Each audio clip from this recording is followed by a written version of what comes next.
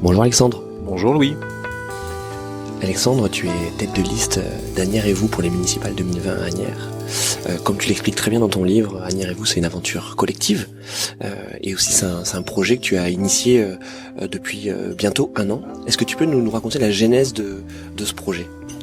Asnières et vous part d'un constat. C'est que Asnières est une ville qui a un potentiel formidable, qui n'est pas exploité aujourd'hui, qui a beaucoup d'attentes des habitants d'Asnières, à la fois les nouveaux habitants, mais aussi les habitants qui sont là depuis plus longtemps, auxquels aucune réponse n'est apportée.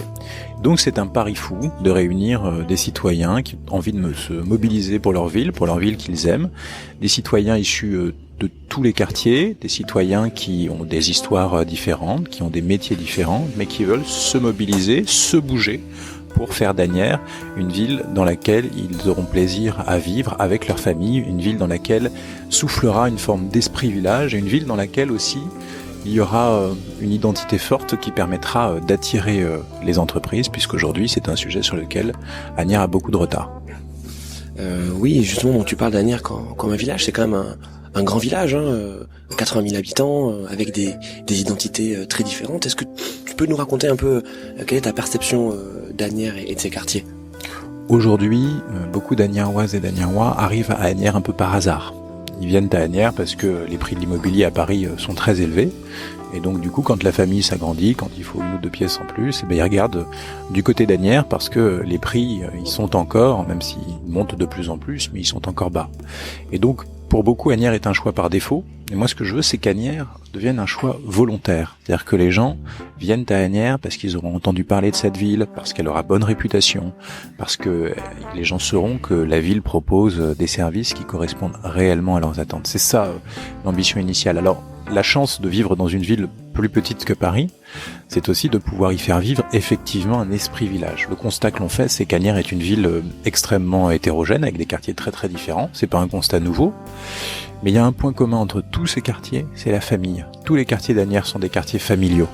Et donc je souhaite que la famille soit vraiment le dénominateur commun de l'identité de notre ville. Et par ailleurs, au-delà même de chercher à lisser les différences entre tous les quartiers, parce que je pense que c'est impossible et je pense même que ce n'est pas souhaitable, il faut que chacun se sente bien dans son quartier. Il faut que chacun ait vraiment le sentiment d'avoir choisi son quartier et qu'il n'ait pas le sentiment que son quartier est abandonné, ce qui est trop souvent le cas aujourd'hui dans des quartiers à Asnières. Donc je souhaite que dans chacun de nos quartiers, nous ayons une place de village dans laquelle chacun aura plaisir à se retrouver après l'école, après le travail, entre amis, dans un bar ou un restaurant sympa, un moment de convivialité qui mélange aussi les générations.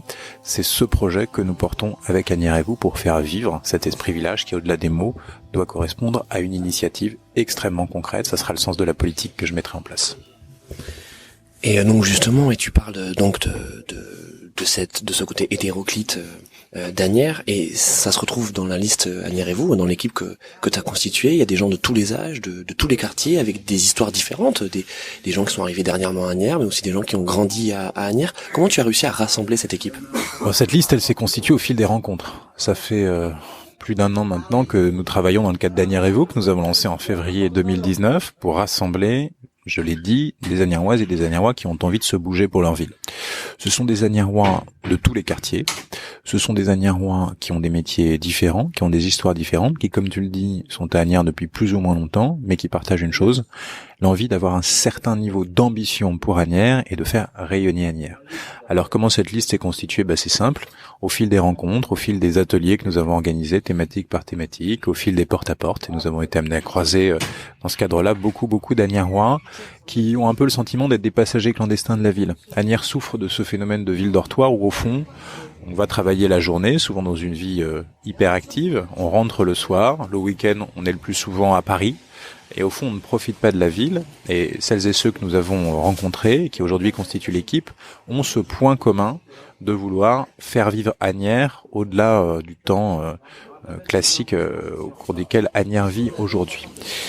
Cette équipe, elle a plusieurs caractéristiques. D'abord, c'est une équipe extrêmement renouvelée, issue très largement de toutes les générations, mais avec une moyenne d'âge de 45 ans. Donc c'est une équipe que je qualifierais de relativement jeune et en phase avec la population de la ville.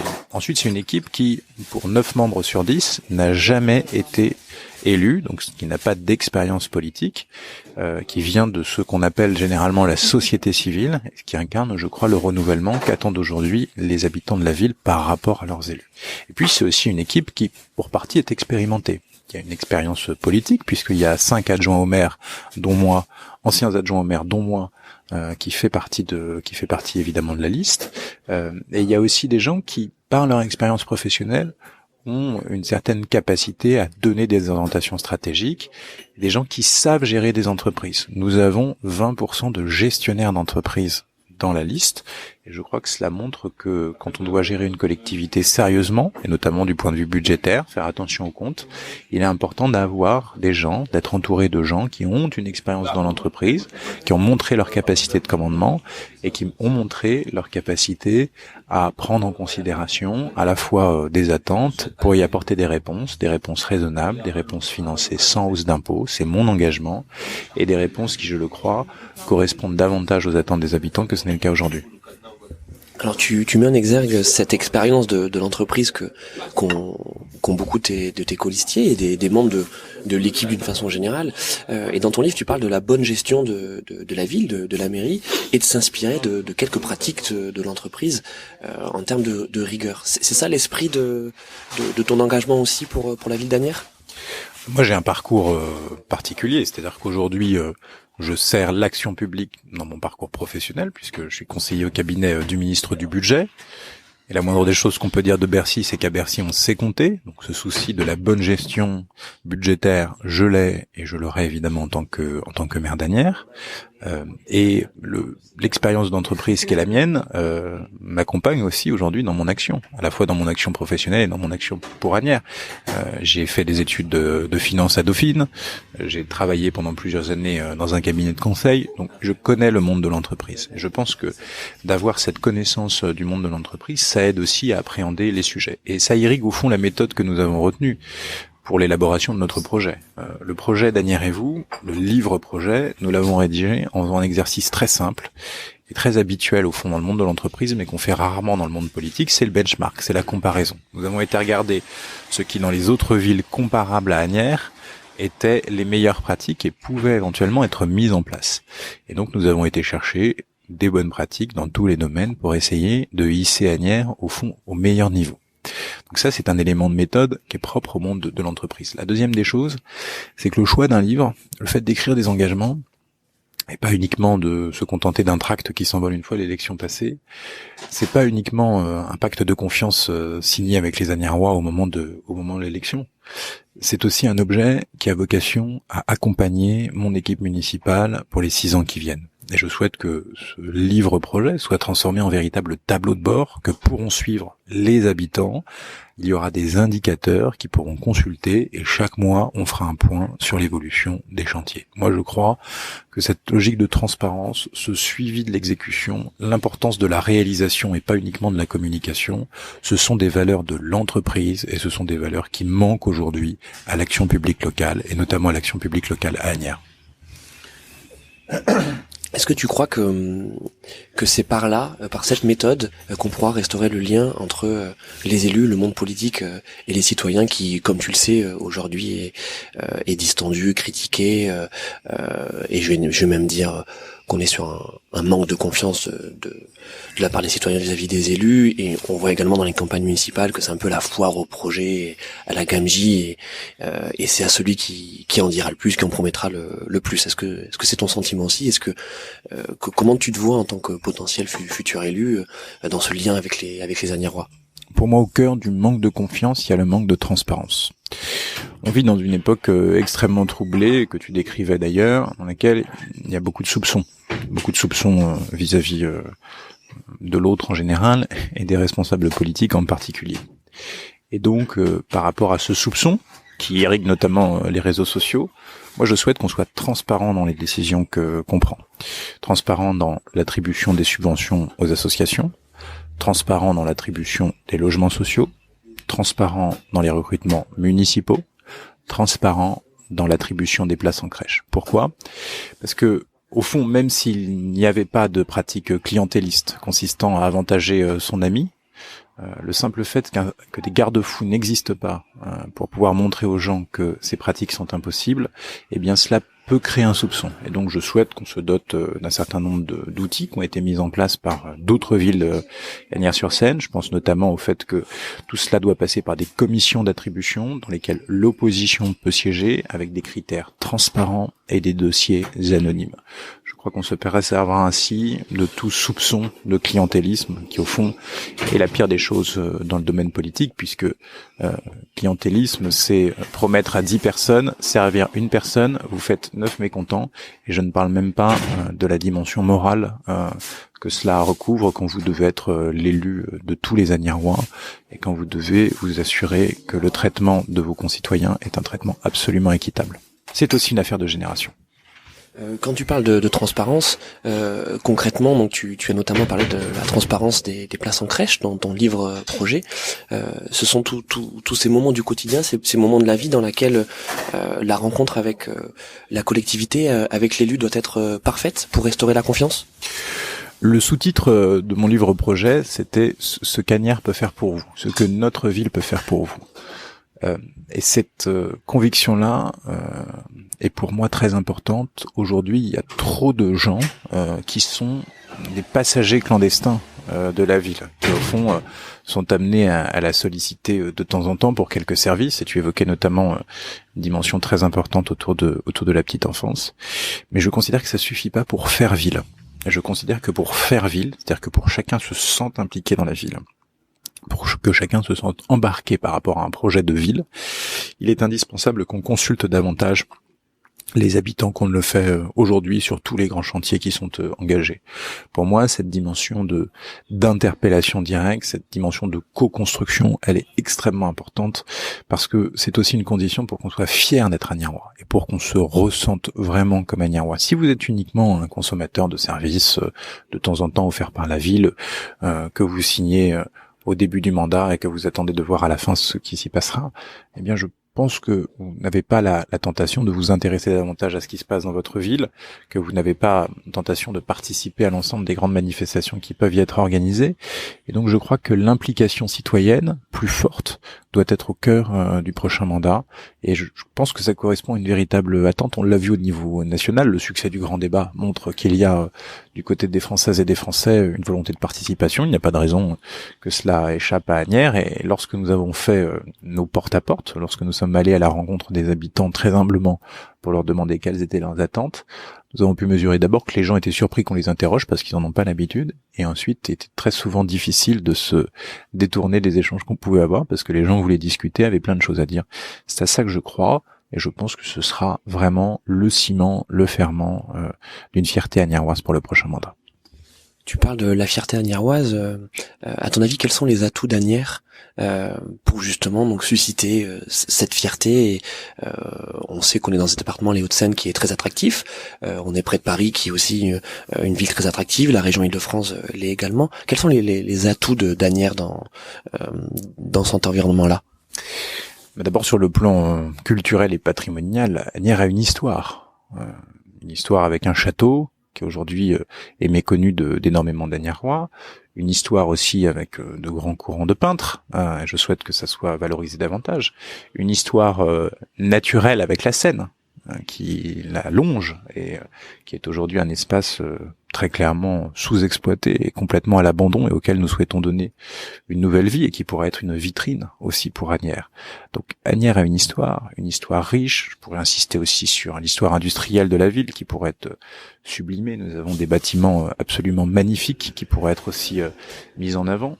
Nous avons des talents à Asnières. Asnières aujourd'hui, parmi ses habitants, accueille des artistes, des écrivains, des grands chefs d'entreprise. Nous avons des talents et il faut que les talents agniérois puissent être davantage mis en avant que ce n'est le cas aujourd'hui. Et puis, sur le plan économique, je considère qu'on a une pépite à Asnières, c'est notre histoire et notre très forte proximité avec la maison Louis Vuitton, puisque nous y accueillons un atelier dans lequel il y a encore plus de 200 ouvriers qui travaillent et avec un métier d'excellence. Il y a une maison, la maison traditionnelle de la famille, et au fond, L'image d'Asnières à l'international, lorsque quelques touristes s'y perdent, c'est pour aller visiter la maison Louis Vuitton. Et donc nous devons davantage exploiter ce patrimoine, en accord évidemment avec ses propriétaires.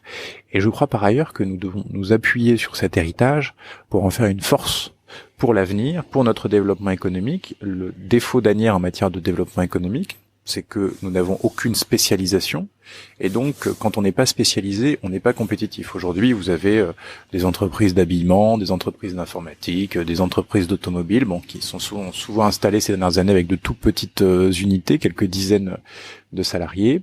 La conséquence de tout ça, c'est que nous avons 40 000 mètres carrés de bureaux libres, 20% de taux de vacances de notre immobilier d'entreprise, quand nos voisins sont à 10%, et que nous avons en conséquence des loyers en matière d'immobilier d'entreprise qui sont extrêmement bas, à 150 € le mètre carré, ce qui explique que nous arrivons encore à attirer des entreprises. Moi, je souhaite qu'on attire des entreprises, non pas par défaut, non pas parce que nous ne sommes pas chers, mais parce que nous aurons réussi à constituer un pôle autour des métiers d'excellence avec les entreprises que j'ai pu citer sur l'histoire de notre ville, et aussi en s'appuyant, c'est important, sur des centres de formation, sur des espaces relevant de l'enseignement supérieur, parce que c'est la conviction qui est la mienne, c'est que nous devons pouvoir constituer ce pôle autour des métiers d'excellence pour donner une identité économique à notre ville. Cela participera de sa fierté, cela participera de sa notoriété. Ça exige aussi qu'on ait un maire VRP. Il faut regarder aussi les modèles des autres villes. Regardons ici les Moulineaux, par exemple. André Santini a réussi à faire de sa ville une ville emblématique en matière d'informatique. Il y a aujourd'hui près de 13 000 emplois ici, les Moulineaux. Environ 30% des emplois sont des emplois du secteur informatique. C'est parce que, dans les années 80-90, il y a des choix qui ont été faits de spécialiser la ville en matière de numérique. Et donc, de la même manière, je souhaite qu'on engage ce choix pour Asnières, s'agissant des métiers d'excellence, par rapport à cette histoire commune que nous avons avec la famille Louis Vuitton. Tu dis également dans ton livre que tu veux créer un écosystème à Asnières, enfin en tout cas des écosystèmes.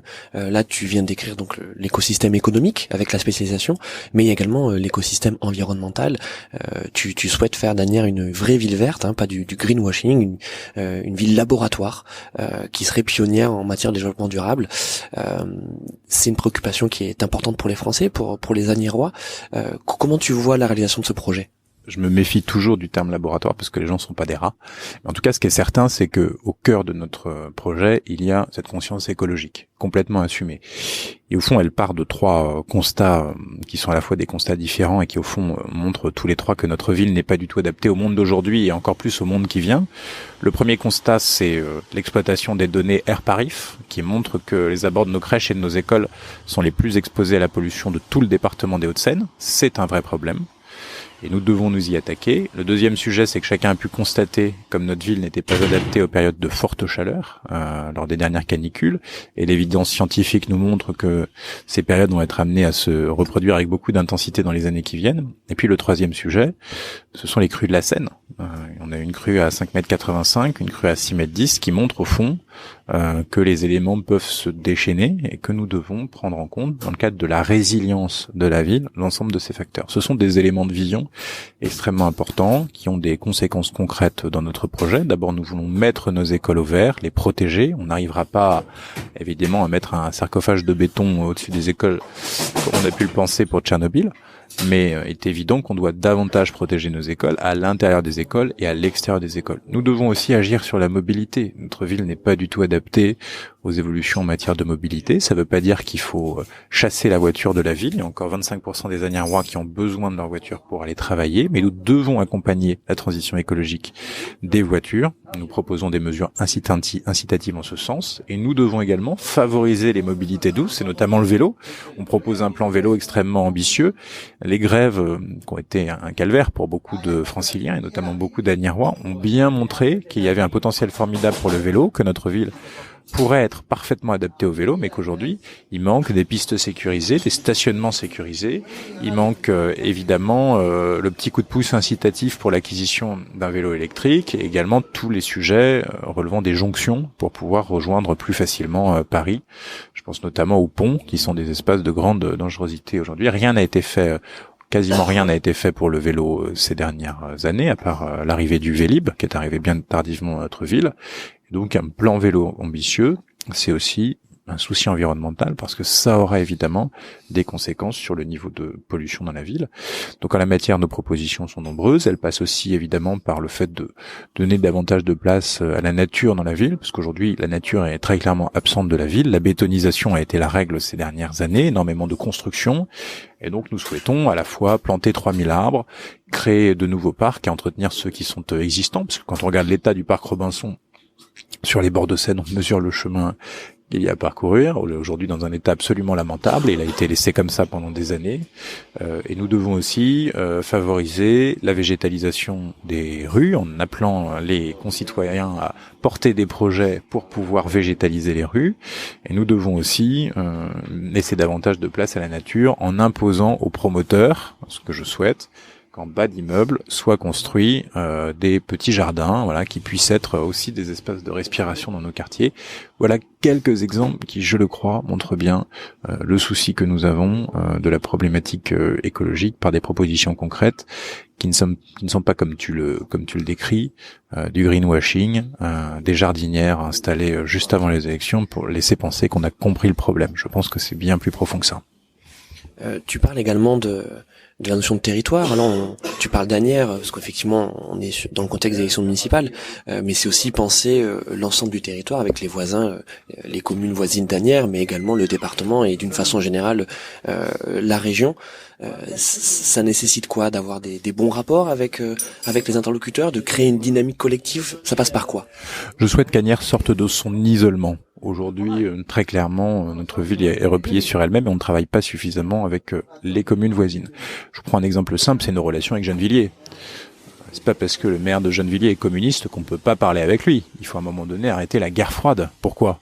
Pas pour se faire plaisir, mais pour vraiment faire avancer les projets. On arrivera vraiment à transformer le quartier Voltaire, Grésillon, qu'à partir du moment où on acceptera de travailler avec le maire de Gennevilliers. Imaginez que quand le pont des Grésillons a été refait, il y a un artiste qui a été choisi pour la gauche du pont, la partie Asnières, selon vous regardez, et un artiste qui a été choisi pour la droite du pont, la partie Gennevilliers, et que les deux maires ne se sont parlé qu'au moment de couper le ruban. Encore, je ne sais pas s'ils se sont parlé, en tout cas ils se sont retrouvés au même moment.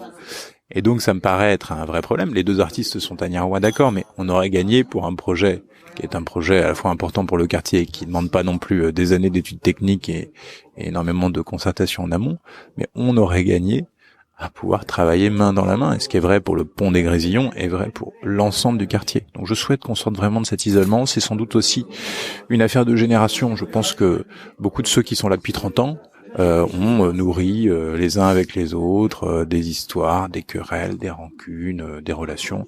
L'avantage d'être nouveau, l'avantage de ne pas avoir ce passé, voire ce passif, c'est qu'on arrive aussi avec sa fraîcheur, on arrive avec ses idées, sa bonne volonté, en étant uniquement tourné vers l'intérêt général. Et de toute façon, nous aurons besoin des autres communes. Lorsque nous proposons, par exemple, dans notre plan vélo, de construire une route cyclable qui permet de rejoindre la plaine Saint-Denis vers le nord, qui permet de rejoindre la Défense et le Bois de Boulogne vers le sud.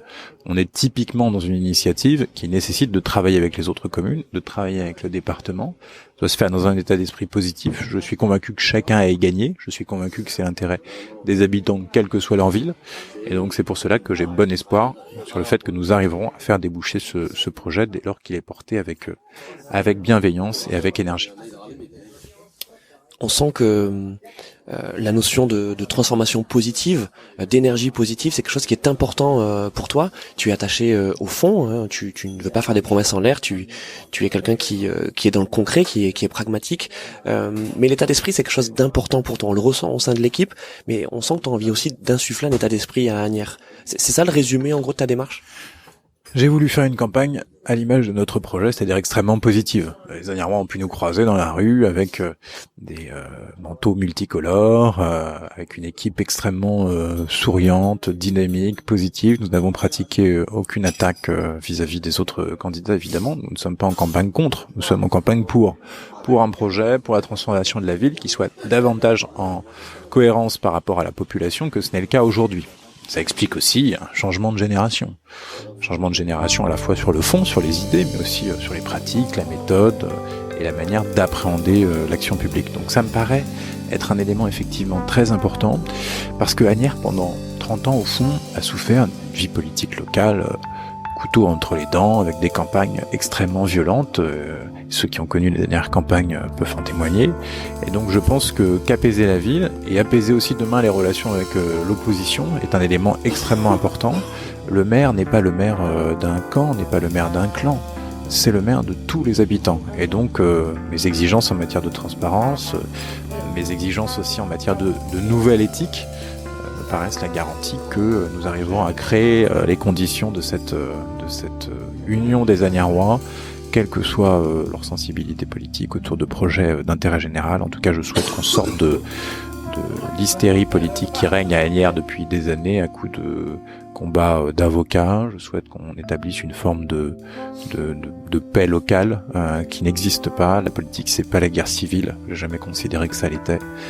Et donc cette dimension positive, elle irrigue la campagne. Elle a aussi vocation, évidemment, à irriguer le mandat 2020-2026 si les Asniérois nous font confiance. Merci beaucoup Alexandre. Si donc quelqu'un qui écoutait ce podcast se dit j'ai envie d'en savoir plus à ton sujet, est-ce qu'il peut entrer en contact avec toi? Est-ce que tu l'invites à prendre un café? Il peut évidemment rentrer en contact avec moi. Je donne mon numéro de téléphone à tout le monde. Tout le monde est très surpris parce que c'est vraiment le mien. Ça me paraît important parce que le maire, c'est la proximité.